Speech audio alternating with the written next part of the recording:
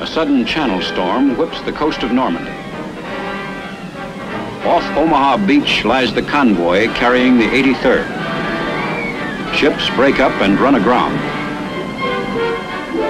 Ashore, the heavy steel landing piers are twisted and ripped apart. And for 3 days and 3 nights, the division rides out the storm, waiting. On D-Day plus 15, the storm subsides.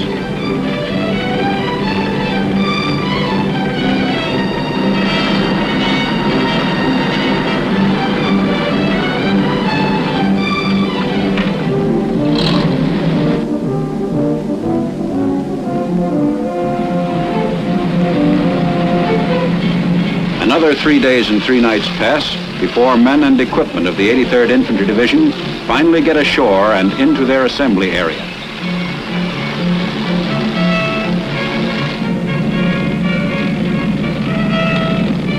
"24 hours later, the division moves up to relieve the 101st Airborne southwest of Carentan. They say Normandy is beautiful, but you couldn't prove it by me. I don't think any of our guys, or even the ones that came in before us, noticed it.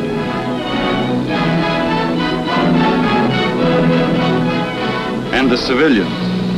All I remember is they seemed happy to see us, especially the kids. The one thing I remember about Normandy was the hedgerows, and they were the biggest damned hedges I ever saw. They were everywhere. Around the fields, along the roads. Anywhere you turned, you bumped into one. We took over the positions of the 101st Airborne on the other side of Carentan, around the end of June. Then we attacked. I can remember the day it started. It was the 4th of July. Funny they picked that day. That's one 4th of July none of us will forget. Those hedgerows came in handy for holding ground.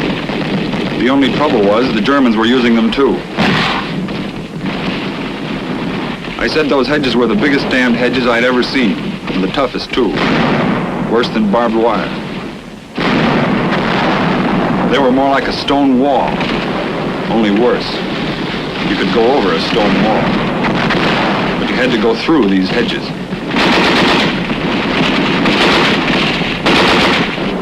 Even our tanks had trouble doing that. We'd go through one, we'd move ahead about 50 yards or so, and there'd be another. It got us. We were fighting a couple of days for a piece of ground the size of a football field. We'd finally take it, move on a few yards, and then start all over again.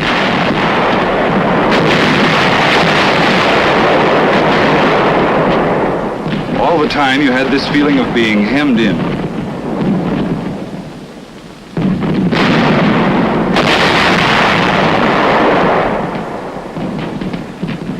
It was like being in a blind alley.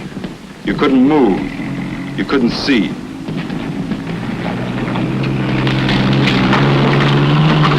Those German snipers could see all right. They were usually behind us. I don't know how many guys we lost in those hedgerows. It started raining. That ended our help from the air. That mud gave us almost as much trouble as the Germans. Our tanks and trucks were bogging down in the fields. Those little country roads we had to use weren't much better. We were just beginning to get used to it. Then on July 25th, our planes began coming over. They came in waves. It looked like they were using every plane they had. The sky was filled with them.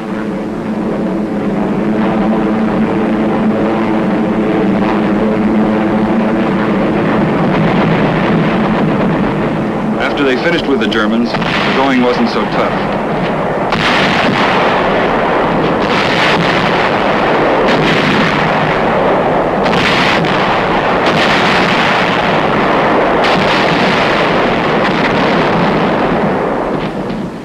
We started moving again, and we didn't stop until we were in Brittany.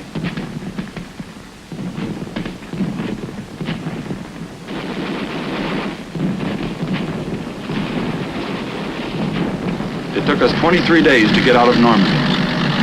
That was 23 days and nights of steady fighting.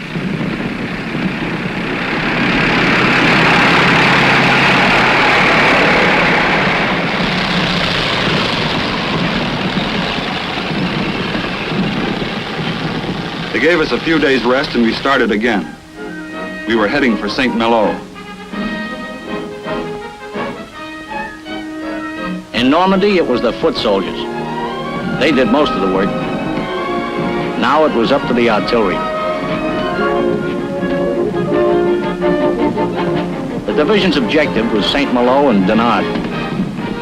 Our job was to knock out the fortified lines that stood in its way. Chateauneuf was the first town.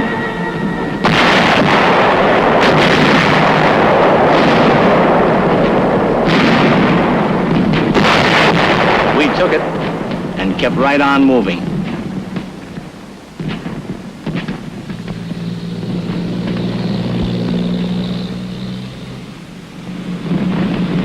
While our troops were still moving through Chateauneuf to fan out across the peninsula, we were already hitting the next fortified line.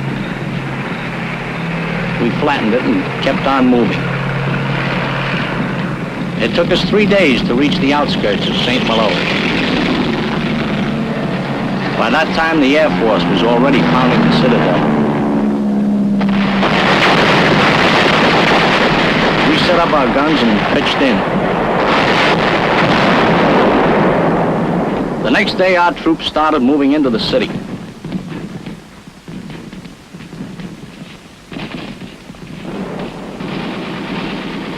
We got into St. Malo all right, but that was only the beginning. There was still plenty of Germans in St. Malo, and they had orders to hold it. The town had to be cleared house by house, street by street. It took us almost a week.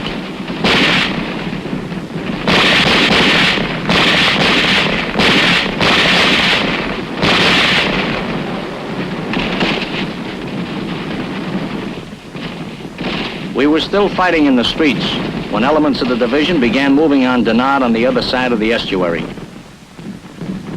Our patrols were already in the city. They cleared the way. Dinard put us within striking distance of the citadel. Most of St. Malo was ours, but the citadel still held out. The old medieval fortress with its thick walls had resisted repeated aerial attacks and the constant shelling of our biggest guns. The situation called for desperate measures. We fired into the apertures of the fortress. That did it. With St. Malo and Dinard out of the way, we began working on the island of Sezambre. Only our big guns could reach that heavily fortified little island. The Air Force joined in.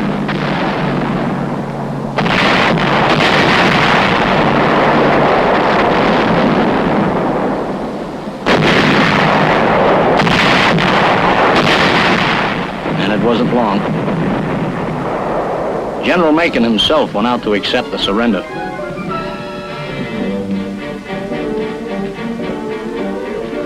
Even before the fall of Sezambre, the division was on the move again.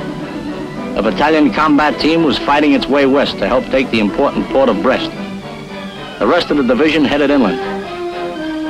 It was in the middle of August when we left Brittany and moved into the Loire Valley to protect the right flank of the Third Army. That gave us a line stretching along the Loire River from Nantes to Auxerre.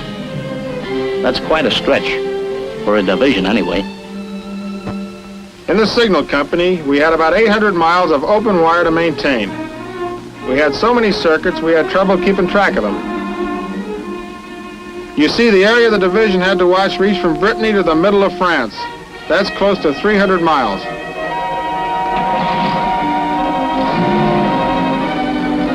The only way it could be covered was by splitting up into small patrols and scattering them all over hell. We had to see that they had communications. Maybe you think that's easy. We spent half our time trying to find them.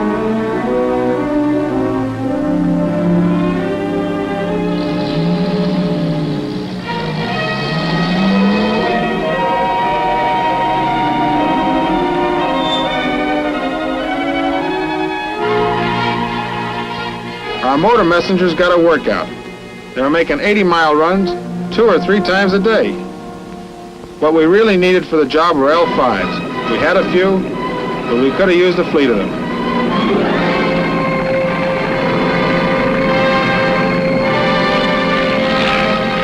For the rest of the guys in the outfit, the luau was a picnic. It was the first real rest they had since we left England, and they earned it. Funny thing about the luau, there was almost no action there, but the division made a record bag of prisoners. About 20,000 of them, all armed and fully equipped. And we took them without firing a shot. It took a lot of tricky negotiating, but they finally surrendered at Beaugency around the middle of September. They put on quite a show. The Germans weren't too unhappy about it. They were mostly service troops, and most of them were glad to be out of it. It was a job collecting their guns and equipment. The horses and wagons got me. You never saw so many.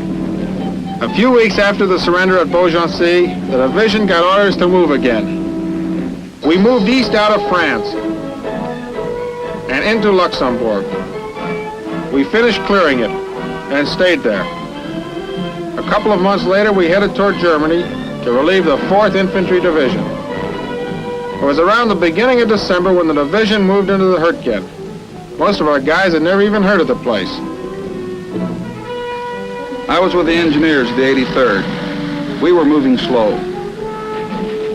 Guess we were kind of nervous.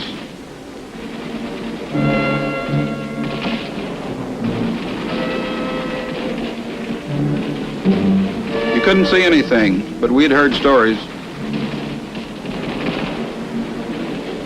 We didn't know what to expect. We found out soon enough. The whole forest was covered with mines and booby traps. It got so you were even afraid to move. It was just as bad as the hedgerows. Half the time you couldn't see what you were shooting at. It was different when you hit the open spots. You still had to fight, but at least you had a chance. But there weren't many of those in the Hurtgen. And then there was always the snow and cold. Most of the time we were crawling along, hoping and feeling our way. Even when the snow melted, we still had trouble. You never saw so much mud. We had to cover the roads with logs so that we could move our trucks and equipment. When we weren't ducking snipers, it seemed like we spent most of our time cutting down trees. We of the engineers used to say that we chopped our way through the Hurtgen, and we weren't kidding.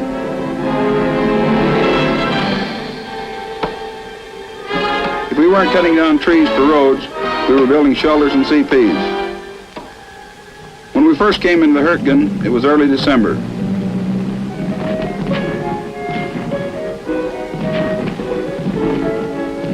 The day before Christmas, we went after the last strong point between us and the river. We fought all day Christmas, and then it was over. That night, they loaded us into trucks, and we began moving back into Belgium. Fast. Someone said we were heading for the Ardennes. I was an operations officer. According to the books, it couldn't be done, and the Germans certainly didn't think we could do it. But we did.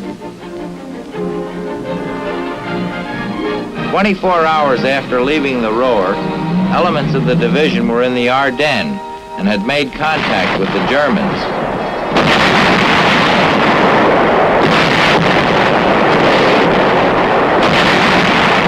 The rest of the division was right behind us. We met the enemy spearhead at Rochefort, held, and finally pushed them back.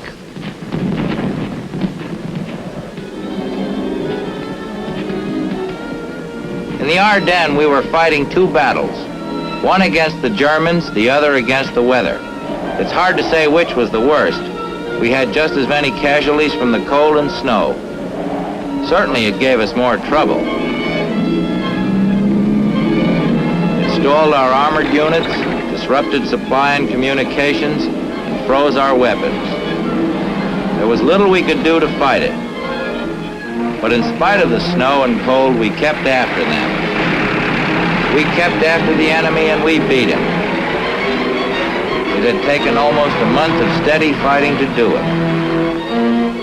At the end of January, the division retired to an area north of Liège for re-equipping and training. A month later, the 83rd again received orders to attack. The objective was Neuss on the Rhine. I joined the 83rd in Belgium, along with a couple of thousand other replacements. Seemed like the whole outfit was made up of replacements. I guess there weren't too many of the old guys left. We met the Germans east of the Ruhr, and from there on it was steady fighting until we reached the Rhine. Maybe it wasn't anything like the hedgerows or the Hurtgen, but it was plenty hot enough for me.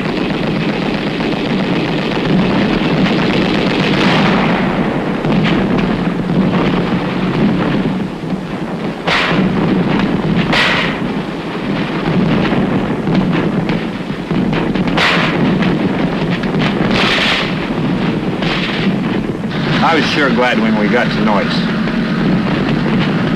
We were all set to cross the Rhine and keep going. We didn't have a chance. The Germans blew up the bridges in our faces. Instead, we pulled back into Holland. I guess it was around the end of March when we packed up and started for the Rhine again. We headed at Wesel. This time we crossed. After we crossed the Rhine, the general impression was that we were headed for Berlin. That was all right with us guys in supply. We had plenty of stuff stockpiled in the rear. All we had to do was go back and get it. It would have been a cinch, too, if the division had moved along the way we expected. But they didn't. Instead of following the 2nd Armored and cleaning up, as we were supposed to, we were ordered to strike out on our own.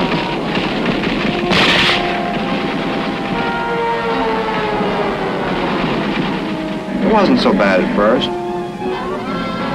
We'd bring up a load of supplies, pick up a load of prisoners, and go back. But when they started rolling, that's when we had trouble keeping up with them. We had to do 2 miles for every mile they gained, one up and one back.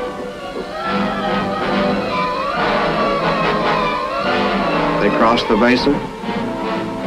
They were really tearing along. The Germans were breaking up, and it was becoming a chase instead of a fight.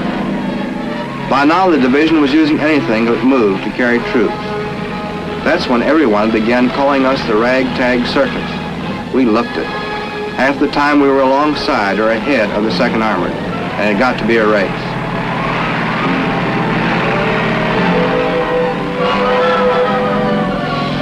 We were making supply runs of 200 miles and better. By the time the 83rd reached the Elbe, it had covered something like 200 miles in less than 10 days. We crossed the Elbe in assault boats and set up a bridgehead on the other side. While we were fighting to hold it, our engineers got a bridge across.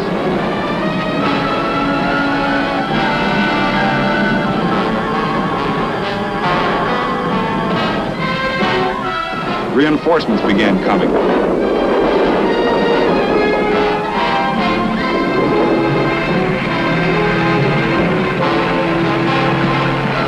We held. We even pushed ahead. We got as far as Zerbst. Then they told us to stop.